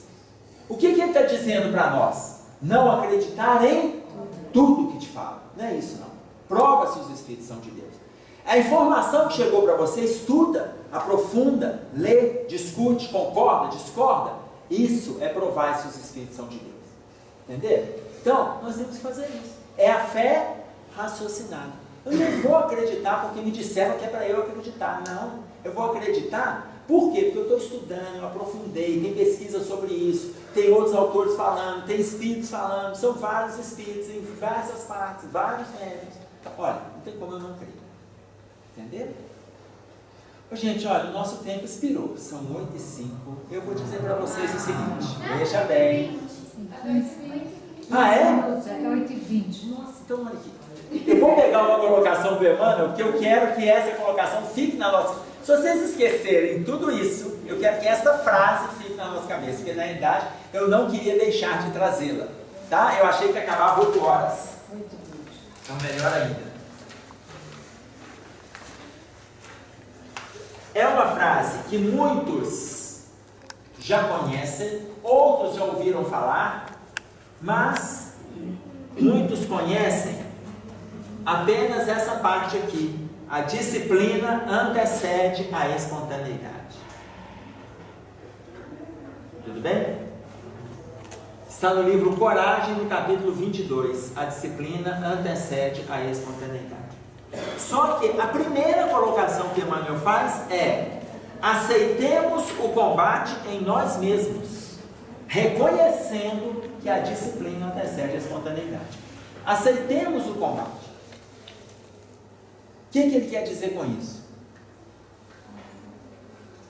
Todos nós temos O exemplo dela, a ira. a ira. Quer dizer, você precisa combater. E para combater, você precisa conhecê-lo em você. Né? Eu achei importante falar. Saber que existe. Aceitar que existe esse sentimento ainda. Porque senão você não vai superar. Não sei o que parece. Não. É uma coisa que eu sempre, a gente sempre pensa assim, sempre combate aquelas más tendências que a gente tem. Muitas vezes a gente não aceita que tem esses defeitos, esses erros dentro da gente, e aí acaba que a gente não aceita esse combate entre o nosso bem e o mal. Sim. Você imagina que, trazendo isso, aceitemos o combate em nós mesmos, primeiro é reconhecer que tem dificuldade. Reconheça. Bota isso na sua cabeça. Se alguém chegar para você e falar: fulano, você é muito orgulhoso, você é muito maledicente, você fala mal de todo mundo. Se falar para você, falou, não discorda não. Tá? Ana Rita. Se chegar para Ana Rita e falar: Ana Rita, você é muito fofoqueira, você tem que parar com isso. Não discorda não, avalia. Não concorda também não, avalia. Lembra que nós pegamos André Luiz falando, prematuros na opinião se revelam, avalia. Se a pessoa está falando, gente, se ela está falando, tem fundamento. Não sei de onde ela está tirando, não, mas olha, tem fundamento. Se você estiver tranquilo com aquela postura, ótimo, continue o seu caminho. Por quê? A disciplina antecede a espontaneidade. Começa a fazer. Faz, olha, eu vou avaliar se eu estou sendo fofoqueiro. O Emerson falou, eu vou avaliar, em vez de ficar discordando dele. Agora, se a Ana Rita não entrar numa de avaliar, ela vai chegar e vai falar assim: eu posso até ter fofoqueiro, eu sei fofoqueiro, e você? Você não sabe o que você é. Eu vou te mostrar. Eu vou te mostrar quem você é. Tem até um vídeo. Eu vou te mostrar. Ou seja, ela entrou numa relação de vingança, em vez de se avaliar. Avaliemos-nos, aceitemos o combate em nós. Tá? Um exemplo. Lá na nossa casa espírita, uma voluntária fez uma colocação, a diretora chegou para mim e falou assim: a voluntária tal, ela falou assim que você teceu um comentário da cozinheira. Nós temos uma das cozinheiras, a do abrigo, ela é negra. E aí ela falou assim: Emerson, a voluntária falou que você teceu um comentário, porque a cozinheira estava chegando para levar a refeição no refeitório, e aí a voluntária falou assim: bem que o Emerson falou, essa negra fica tirando licença, inventando doença, só para não vir trabalhar. Emerson, a diretora falou comigo: você falou isso? Eu falei: não falei não. Ah, mas a voluntária falando de tal disse que você falou. Mas eu não falei. Você vai conversar com ela? Não vou não. eu acho que você devia conversar com ela. Tá ótimo, mas eu não vou conversar. No dia seguinte, a diretora me procurou. Falou, Emerson, quando ela fez esse comentário, tinha outros voluntários lá, né? E pode ter ficado mal em relação aos outros que estavam ali também, no refeitório, aguardando os meninos para poder passar na madeira e tal. E para a cozinheira. Você vai conversar com ela? Não. Você vai conversar com a cozinheira e explicar para ela que você não falou nada? Não, não vou. Ô Emerson, mas você não acha que é importante você conversar? Não, não acho. Não. Então você não vai falar com ela? Não, não vou. No terceiro dia ela me procurou. Ô Emerson, eu acho que seria bom se você conversasse com a voluntária ou com a cozinheira e explicar que você não colocou isso. Tá tudo bem, você acha importante? Acho. Pois é, mas eu não acho. Você não vai falar? Eu não vou falar. Eu entro, faço meu trabalho, olho isso, olho estudo, levo o menino, vai para médico, vamos para dentista, não sei o que. Eu faço o que eu tenho que fazer e pronto. Eu entro mudo, saio calado, converso com quem tem que conversar. Se tiver que chamar a atenção de um ou de outro, eu chamo a pessoa. Fulano, vamos ficar atento a isso, isso, isso. Não vou. Isso eu não vou fazer. Vou na cozinha todos os dias, pergunto o que preciso comprar, tem que olhar isso e tal, vou lá, compro. Isso eu não vou.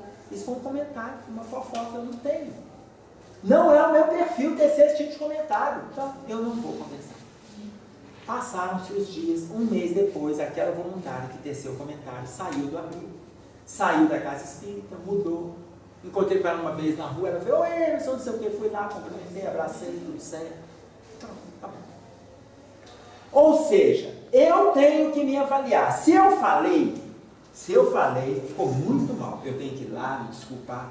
Agora, nós temos um tal de querer corrigir a fofoca do outro. Gente, nós temos que parar com isso.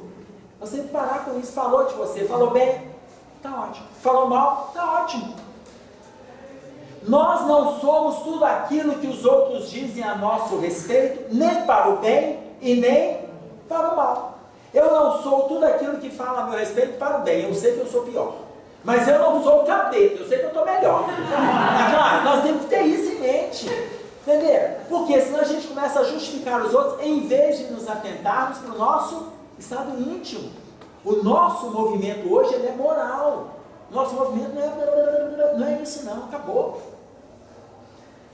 No livro Evangelho segundo o Espiritismo, no capítulo Estranha Moral, que está lá no capítulo 23, no item 17, tem uma colocação muito interessante, que as pessoas, outro dia uma dentista falou para mim, eu não sei assim, que hora que vai chegar a minha prova mesmo? Porque está tudo tão bem na clínica que eu trabalho, com os dentistas que eu coordeno, na minha família, com meu marido, está tudo tão estável, que eu fico pensando, que hora que eu vou colocar o Cristo que eu estou estudando, que eu conheço, à prova? Que hora que eu vou? Peguei e mostrei o item para ela. Lá no item está escrito o seguinte, o momento de colocar o Cristo na prova não é mais o momento das arenas, dos conflitos, não morreremos queimados, devorados por leões, crucificados, em nome de Jesus, não iremos. Hoje, a maior luta que nós temos, ela é moral. E ela precisa ser uma luta curta, porque o movimento é transitório. Ou seja, essa é a nossa luta hoje, ela é moral, não é ficar atendendo as demandas sociais, disso, daquilo, não. Olha o seu estado íntimo. Aí, para melhorar esse estado íntimo, olha a colocação de Emmanuel. Aceitemos o combate em nós mesmos, reconhecendo que a disciplina antecede a espontaneidade. Eu não estou aqui porque eu gosto de vocês, adoro vir na Congele, que a Sônia me ligou, não é por isso que eu estou aqui. Eu estou aqui porque a espiritualidade falou que se eu viesse, ela pagaria em bônus horas. Entendeu? E à medida que eles depositam na minha conta, no plano espiritual, em bônus horas, eu vou. Cada hora de trabalho é um bônus, eu vou. Não estou podendo perder bônus. Aí um dia um colega do movimento falou assim, Emerson, mas isso aí não é uma chantagem sua, assim, eu faço para receber? Eu falei, não, eu já conversei com o meu mentor. Olha, eu vou fazer uns negocinhos aqui na terra e você não me deixa passar pelo umbral. Emerson, isso é chantagem com o seu mentor. Eu falei, não, isso é condição. Quem mandou ele ser meu mentor? É condição, ó. Tá, eu vou fazendo e tal, tá certo? Agora, estou fazendo por amor, que aí nesse grupo de amigos falaram assim, mas tem que ser feito por amor. Se não for por amor, não tem valor.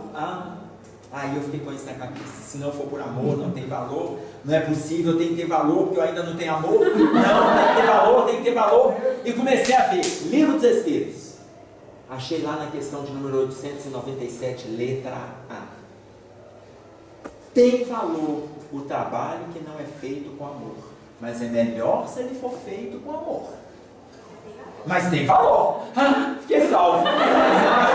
Por quê? Porque eu ainda estou nesse movimento. A disciplina antecede a espontaneidade. Quem faz espontaneamente, já faz por amor. Mas nós temos hora para fazer caridade. Se eu tenho hora, eu vou por disciplina. Eu tenho horário para fazer estudo, eu tenho horário para ir na casa espírita, eu tenho horário para visitar a favela, eu tenho horário para visitar o asilo. Mas o tempo todo eu estou fazendo caridade? Não. Então ainda não é movimento da espontaneidade. Jesus não teve hora para fazer caridade. Ele simplesmente era o próprio bem. Nós não temos esse movimento. Nós ainda temos hora marcada para fazer. Nós temos hora marcada para reunião, eu tenho hora marcada para consolar fulano, para... Entender? A disciplina antecede a espontaneidade? Antecede. Vamos começar a fazer por disciplina. Um dia, futuramente, lá na frente nós vamos fazer por amor. Vamos fazer por disciplina. Tá claro? Ficou dúvida? Alguma observação? Não. Uma historinha para a gente fechar. Um homem tinha 3 amigos. Ele dava a sua vida para estes 3 amigos. Certa vez, ele foi convidado pelo tribunal divino que estava na consciência dele para participar do próprio julgamento. E ele foi atrás do primeiro amigo. E o primeiro amigo disse para ele assim: olha, eu não vou com você até esse juiz, porque eu tenho muito medo desse juiz que vai te julgar. Mas eu pago todas as despesas da sua viagem. O homem, sem perder a esperança, ele foi até o segundo amigo. E o segundo amigo disse para ele assim: olha, eu também tenho medo deste juiz que vai te julgar. Mas eu te levo até a porta do tribunal e você entra sozinho. Meio desolado, o homem foi até o terceiro amigo. E o terceiro amigo disse para ele assim: eu vou com você até o tribunal. Eu entro no tribunal e sento do seu lado. E se for preciso, eu entro na sua defesa. Vocês sabem quais são os 3 amigos deste homem? Quando nós somos convidados pelo tribunal divino que está na nossa consciência para participar do nosso julgamento, o primeiro amigo, ou seja, quando a gente desencarna, porque é o juiz que vai nos julgar do outro lado, quando a gente desencarna, o primeiro amigo é aquele que paga todas as despesas da nossa viagem, o dinheiro. Paga o caixão, paga as flores, paga o túmulo e ainda sobra para quem quiser brigar. É o primeiro amigo. Quando a gente desencarna, o segundo amigo é aquele que nos leva até a porta do tribunal, o sepulcro, e nos enterra. O segundo amigo é a família. A família não nos acompanha. Apenas nos leva até o tribunal. Mas a gente entra no tribunal sozinho. O terceiro amigo são as boas ações. É o único amigo que entra conosco, se apresenta no tribunal e entra na nossa defesa se for preciso. Ou seja, a disciplina antecede a espontaneidade. Nós vamos fazer o bem que a gente puder. Em todo lugar que a gente estiver. A orientação do Emmanuel é essa. O bem que você fizer em toda parte é ser o advogado de defesa em qualquer lugar. Então, nós vamos fazer o melhor que a gente puder. E aí, nós estamos agindo de conformidade com o que a gente está estudando. Eu vou agradecer a paciência de vocês. Tomara que tenham valido as nossas primeiras reflexões da Congênese. Até uma outra vez.